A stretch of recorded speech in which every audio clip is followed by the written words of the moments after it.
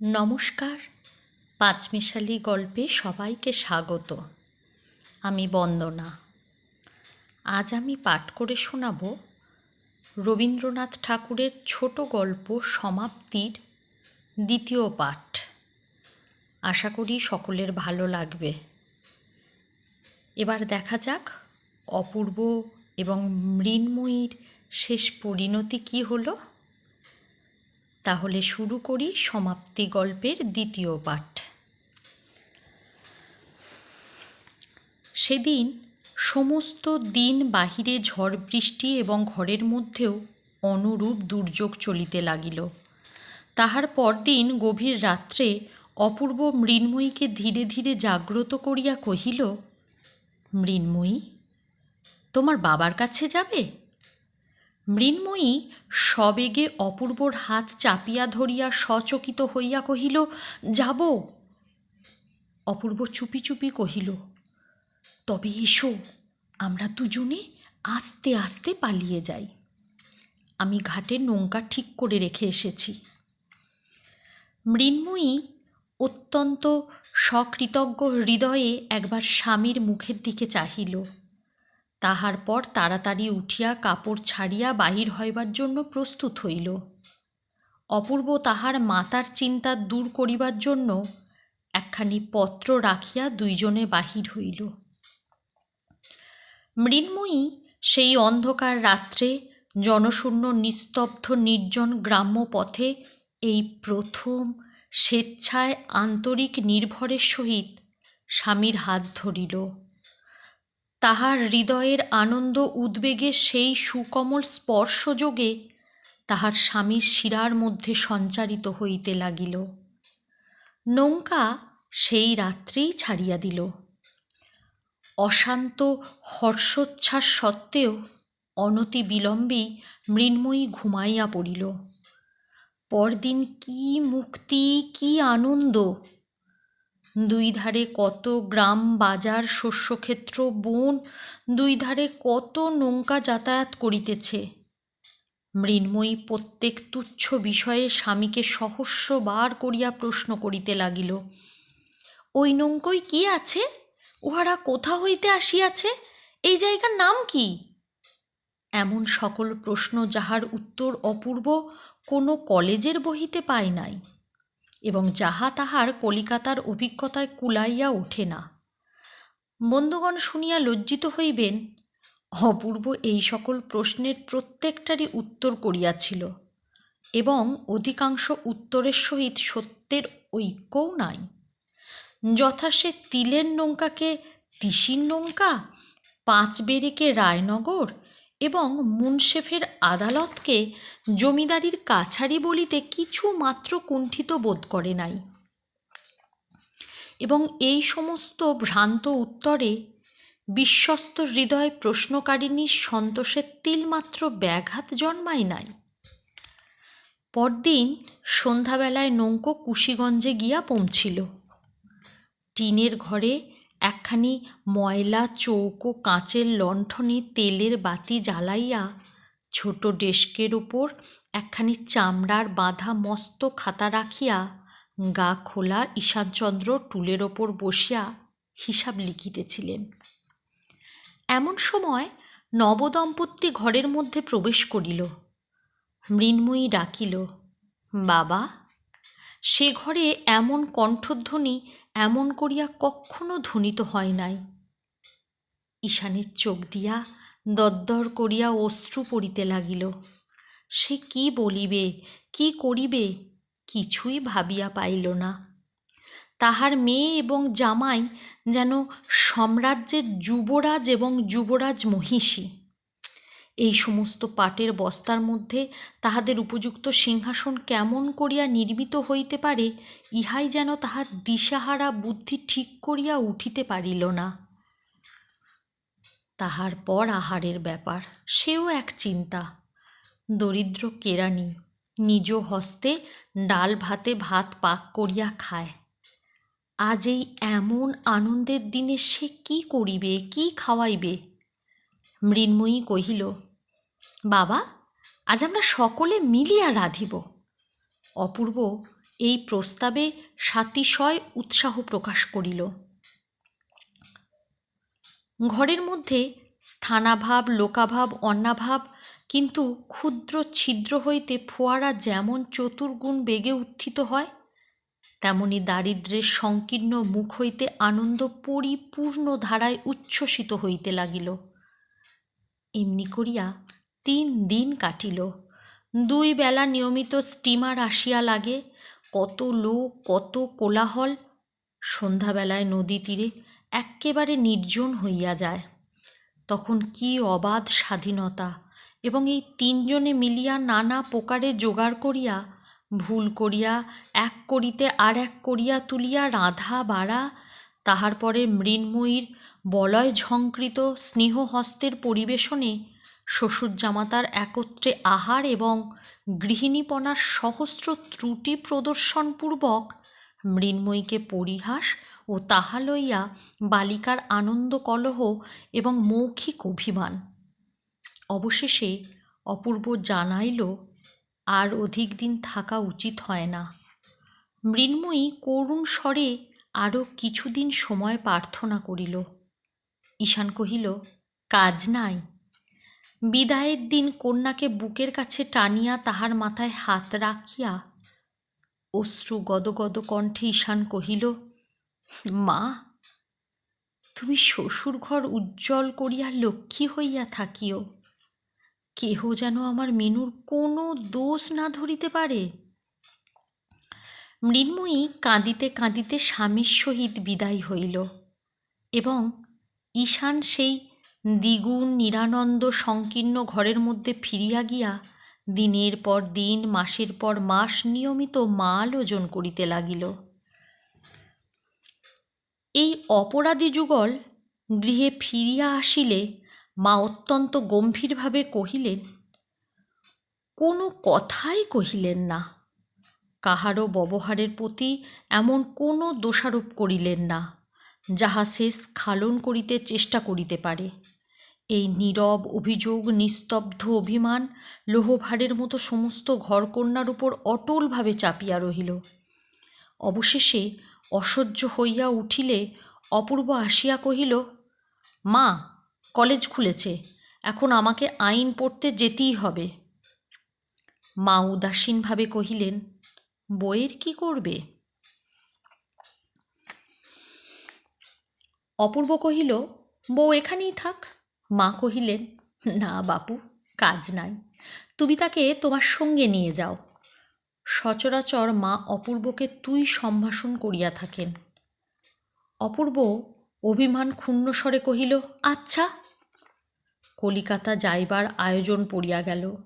যাইবার আগের রাত্রে অপূর্ব বিছানায় আসিয়া দেখিল মৃন্ময়ী কাঁদিতেছে। হঠাৎ তাহার মনে আঘাত লাগিল।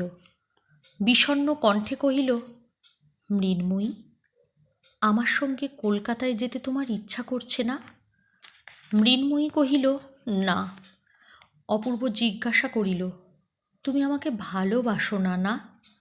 এ প্রশ্নের কোনো উত্তর পাইল না। অনেক সময় এই প্রশ্নটির উত্তর অতিশয় সহজ, কিন্তু আবার এক এক সময় ইহার মধ্যে মনস্তত্ত্ব ঘটিত এত জটিলতার সংস্রব থাকে যে বালিকার নিকট হইতে তাহার উত্তর প্রত্যাশা করা যায় না। অপূর্ব প্রশ্ন করিল, রাখালকে ছেড়ে যেতে তোমার মন কেমন করছে? মৃন্ময়ী অনায়াসে উত্তর করিল, হ্যাঁ।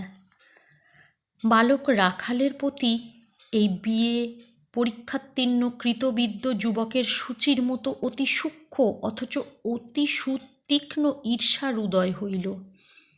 কহিল, আমি অনেক কাল আর বাড়ি আসতে পাব না। এই সংবাদ সম্বন্ধে মৃন্ময়ীর কোনো বক্তব্য ছিল না। বোধ হয় 2 বৎসর কিংবা তারও বেশি হতে পারে। মৃন্ময়ী আদেশ করিল, তুমি ফিরে আসবার সময় রাখালের জন্য একটা 3 মুখো রাজাসের ছুরি কিনে নিয়ে এসো। অপূর্ব শয়ান অবস্থা হইতে ঈষৎ উত্থিত হইয়া কহিল, তুমি তাহলে এইখানেই থাকবে? মৃন্ময়ী কহিল, হ্যাঁ, আমি মায়ের কাছে গিয়ে থাকব। অপূর্ব নিঃশ্বাস ফেলিয়া কহিল, আচ্ছা, তাই থেকো। যতদিন না তুমি আমাকে আসবার জন্য চিঠি লিখবে, আমি আসব না। খুব খুশি হলে? মৃন্ময়ী এ প্রশ্নের উত্তর দেওয়া বাহুল্য বোধ করিয়া ঘুমাইতে লাগিল। কিন্তু অপূর্বর ঘুম হইল না। বালিশ উঁচু করিয়া ঠেসান দিয়া বসিয়া রইল। অনেক রাত্রে হঠাৎ চাঁদ উঠিয়া চাঁদের আলো বিছানার উপর আসিয়া পড়িল। অপূর্ব সেই আলোকে মৃন্ময়ীর দিকে চাহিয়া দেখিল। চাহিয়া চাহিয়া মনে হইল যেন রাজকন্যাকে কে রূপোর কাঠি ছোঁয়াইয়া অচেতন করিয়া রাখিয়া গিয়াছে। একবার কেবল সোনার কাঠি পাইলেই এই নিদ্রিত আত্মাটিকে জাগাইয়া তুলিয়া মালা বদল করিয়া লওয়া যায়। রূপার কাঠি হাস্য, আর সোনার কাঠি অশ্রুজল। ভোরের বেলায় অপূর্ব মৃন্ময়ীকে জাগাইয়া দিল। কহিল, মৃন্ময়ী, আমার যাইবার সময় হইয়াছে, চলো, তোমাকে তোমার মার বাড়ি রাখিয়া আসি। মৃন্ময়ী শয্যাত্যাগ করিয়া উঠিয়া দাঁড়াইলে অপূর্ব তাহার 2 হাত ধরিয়া কহিল, এখন আমার একটি প্রার্থনা আছে। আমি অনেক সময় তোমার অনেক সাহায্য করিয়াছি, আজ যাইবার সময় তাহার একটি পুরস্কার দিবে? মৃন্ময়ী বিস্মিত হইয়া কহিল, কি? অপূর্ব কহিল, তুমি ইচ্ছা করিয়া ভালোবাসিয়া আমাকে একটি চুম্বন দাও।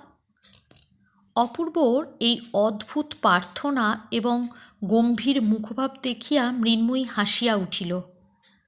হাস্য সংবরণ করিয়া মুখ বাড়াইয়া চুম্বন করিতে উদ্যত হইল। কাছাকাছি গিয়া আর পারিল না, খিলখিল করিয়া হাসিয়া উঠিল।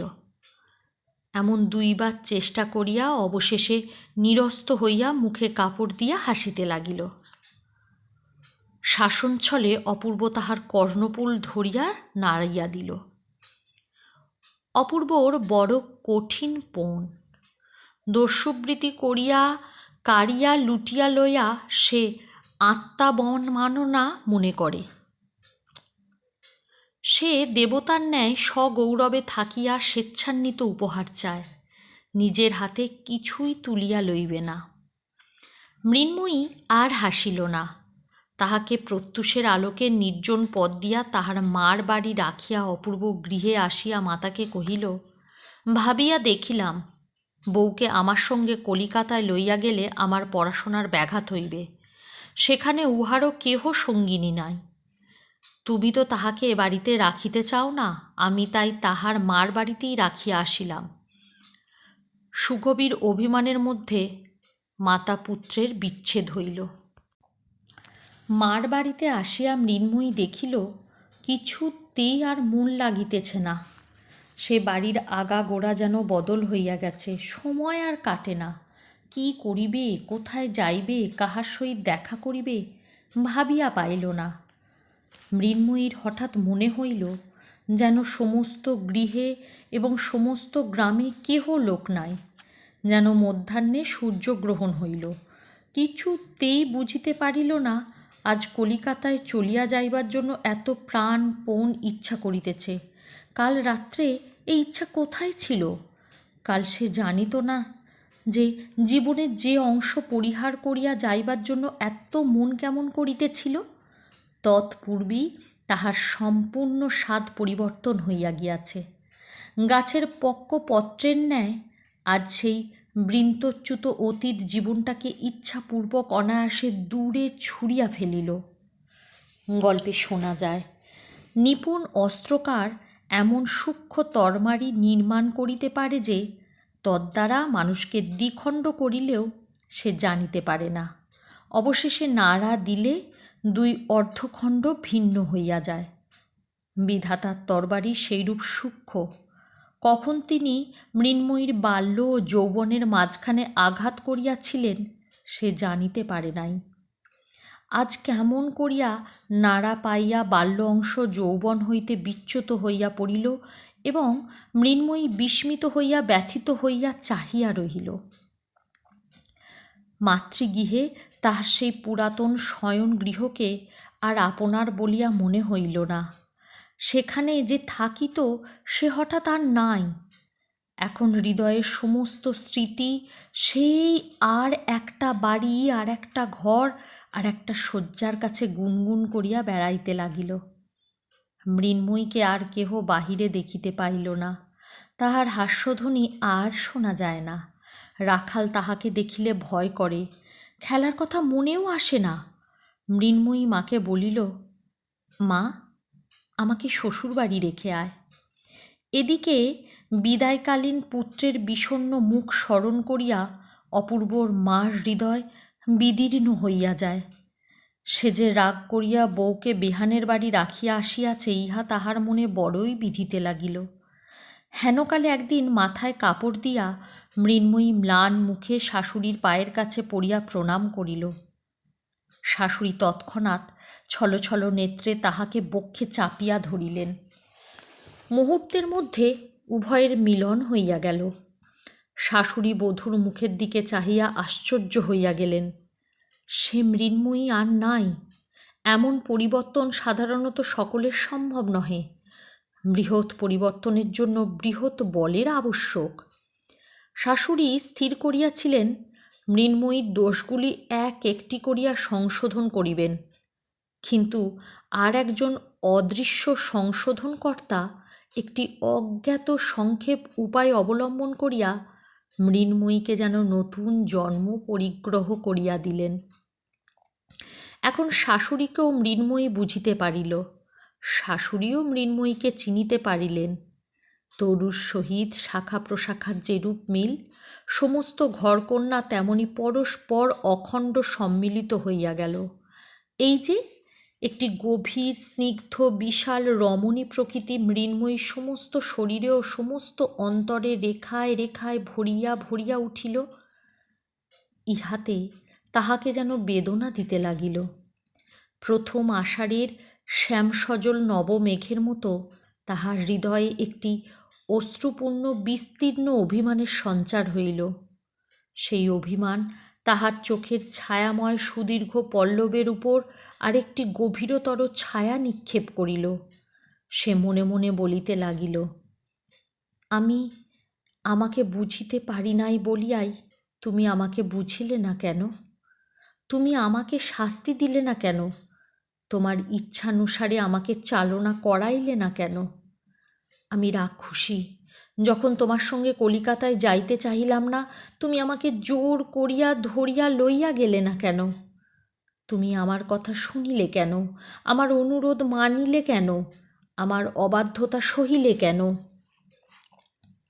তাহার পর অপূর্ব যেদিন প্রভাতে পুষ্করিণী তীরের নির্জন পথে তাহাকে বন্দি করিয়া কিছু না বলিয়া একেবারে কেবল তাহার মুখের দিকে চাহিয়াছিল, সেই পুষ্করিণী, সেই পথ, সেই তরুতল, সেই প্রভাতের রৌদ্র এবং সেই হৃদয় ভাড়া ভবনরত গভীর দৃষ্টি তাহার মনে পড়িল, এবং হঠাৎ সে তাহার সমস্ত অর্থ বুঝিতে পারিল।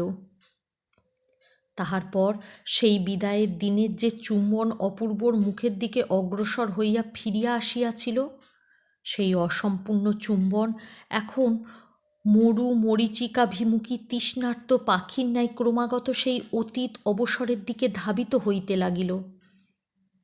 কিছুতেই তাহার আর পিপাসা মিটিল না। এখন থাকিয়া থাকিয়া মনে কেবল উদয় হয়, আহা, অমুক সময়টিতে যদি এমন করিতাম, অমুক প্রশ্নের যদি এই উত্তর দিতাম, তখন যদি এমন হইত। অপূর্বর মনে এই বলিয়া ক্ষোভ জন্মিয়াছিল যে মৃন্ময়ী আমার সম্পূর্ণ পরিচয় পায় নাই। মৃন্ময়ী আজ বসিয়া বসিয়া ভাবে, তিনি আমাকে কি মনে করিলেন, কি বুঝিয়া গেলেন? অপূর্ব তাহাকে যে দুরন্ত চপল অবিবেচক নির্বোধ বালিকা বলিয়া জানিল, পরিপূর্ণ হৃদয়ামৃত ধারায় প্রেম পিপাসা মিটাইতে সক্ষম রমণী বলিয়া পরিচয় পাইল না, ইহাতেই সে পরিতাপের লজ্জায় ধিক্কারে পীড়িত হইতে লাগিল। চুম্বনের এবং সোহাগের সে ঋণগুলি অপূর্বর মাথায় বালিশের উপর পরিশোধ করিতে লাগিল। এমনিভাবেই কত দিন কাটিল। অপূর্ব বলিয়া গিয়াছিল, তুমি চিঠি না লিখিলে আমি বাড়ি ফিরিব না। মৃন্ময়ী তাহাই স্মরণ করিয়া একদিন ঘরের দ্বার রুদ্ধ করিয়া চিঠি লিখিতে বসিল। অপূর্ব তাহাকে যে সোনালি পাট দেওয়া রঙিন কাগজ দিয়াছিল তাহাই বাহির করিয়া বসিয়া ভাবিতে লাগিল। খুব যত্ন করিয়া ধরিয়া লাইন বাঁকা করিয়া আঙ্গুলিতে কালি মাখিয়া অক্ষর ছোট বড় করিয়া উপরে কোনো সম্বোধন না করিয়া এক্কেবারে লিখিল, তুমি আমাকে চিঠি লিখো না কেন, তুমি কেমন আছো, আর তুমি বাড়ি এসো। আর কি বলিবার আছে কিছুই ভাবিয়া পাইল না।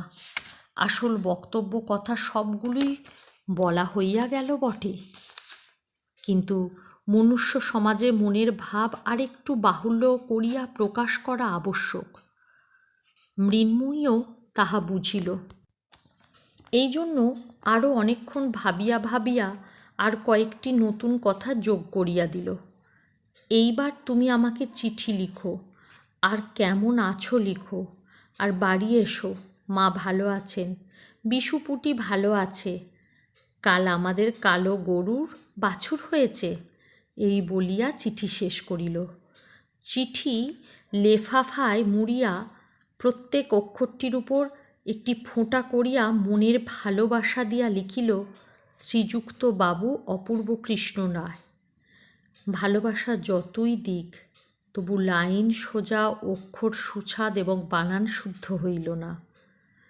লেফাফায় নামটুকু ব্যতীত আর যে কিছু লেখা আবশ্যক মৃন্ময়ীর তাহা জানা ছিল না। পাছে শাশুড়ি অথবা আর কাহারও দৃষ্টিপথে পড়ে, সেই লজ্জায় চিঠিখানা একটি বিশ্বস্ত দাসীর হাতে দিয়া ডাকে পাঠাইয়া দিল। বলা বাহুল্য, এ পত্রের কোনো ফল হইল না। অপূর্ব বাড়ি আসিল না। মা দেখিলেন ছুটি হইল, তবু অপূর্ব বাড়ি আসিল না।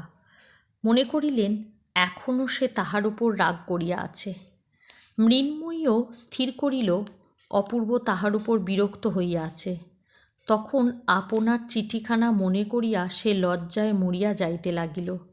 সে চিঠিখানা যে কত তুচ্ছ, তাহাতে যে কোনো কথাই লেখা হয় নাই, তাহার মনের ভাব যে কিছুই প্রকাশ করা হয় নাই, সেটা পাঠ করিয়া অপূর্ব যে মৃন্ময়ীকে আরও ছেলেমানুষ মনে করিতেছে, মনে মনে আরও অবজ্ঞা করিতেছে, ইহা ভাবিয়া সে স্বরবিদ্ধের ন্যায় অন্তরে অন্তরে ছটফট করিতে লাগিল। দাসীকে বার বার করিয়া জিজ্ঞাসা করিল, সে চিঠিখানা তুই কি ডাকে দিয়ে এসেছিস? দাসী তাহাকে সহস্রবার আশ্বাস দিয়া কহিল, হাঁ গো, আমি নিজের হাতে বাক্সের মধ্যে ফেলে দিয়েছি, বাবু তা একদিনে কোন কালে পেয়েছে।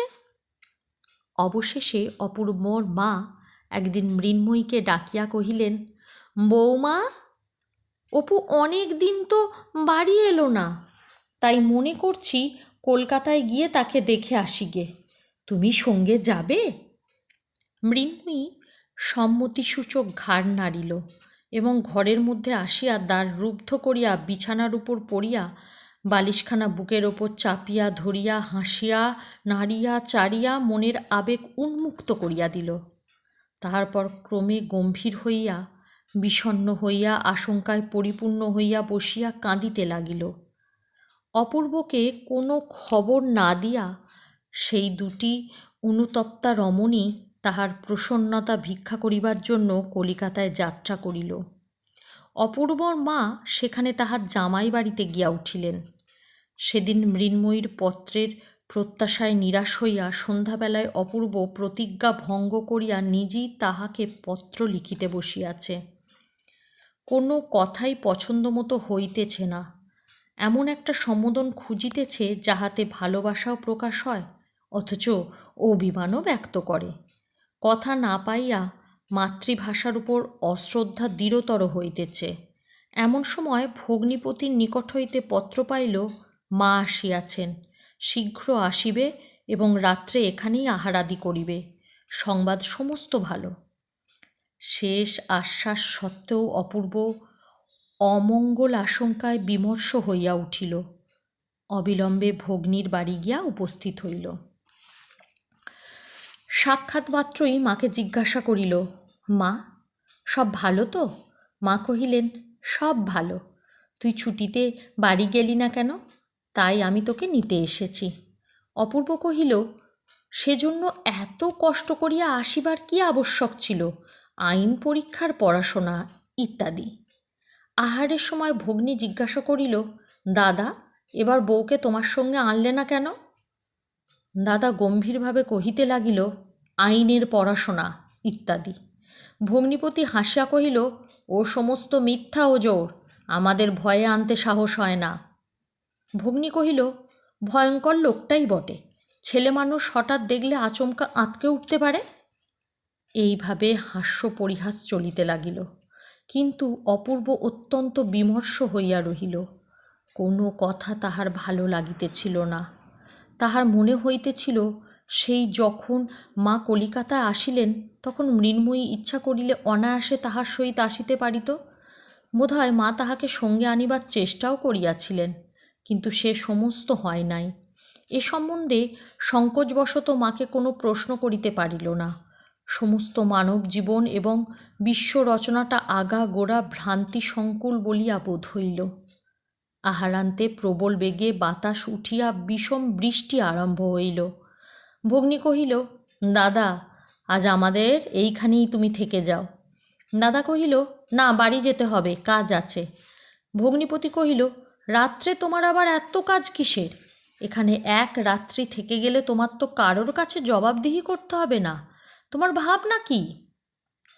অনেক পীড়াপিড়ির পর বিস্তর অনিচ্ছা সত্ত্বেও অপূর্ব সে রাত্রি থাকিয়া যাইতে সম্মত হইল।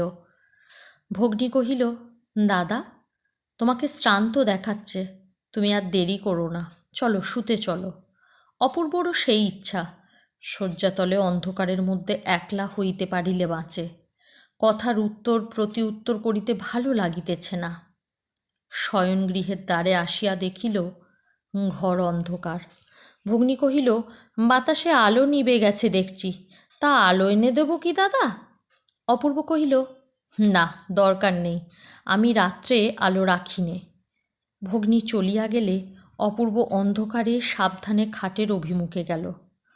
খাটে প্রবেশ করিতে উদ্যত হইতেছে, এমন সময় হঠাৎ বলয় নিক্কণ শব্দে একটি সুকোমল বাহুপাশ তাহাকে সুকঠিন বন্ধনে বাঁধিয়া ফেলিল এবং একটি পুষ্পপুটতুল্য ওষ্ঠাধর দস্যুর মতো আসিয়া পড়িল। অবিরল অশ্রুজল সিক্ত আবেগপূর্ণ চুম্বনে তাহাকে বিস্ময় প্রকাশের অবসর দিল না। অপূর্ব প্রথমে চমকিয়া উঠিল, তাহার পর বুঝিতে পারিল অনেক দিনের একটি হাস্যবাধায় অসম্পূর্ণ চেষ্টা আজ অশ্রু জলধারায় সমাপ্ত হইল। গল্পপাঠ ভালো লাগলে অবশ্যই লাইক, কমেন্ট, শেয়ার করবেন। আর আমার আরও গল্প শুনতে হলে আমার চ্যানেলটিকে সাবস্ক্রাইব করে আমার পাশে থাকবেন। আবার আসবো অন্য এক গল্প নিয়ে। সকলে ভালো থাকুন। নমস্কার।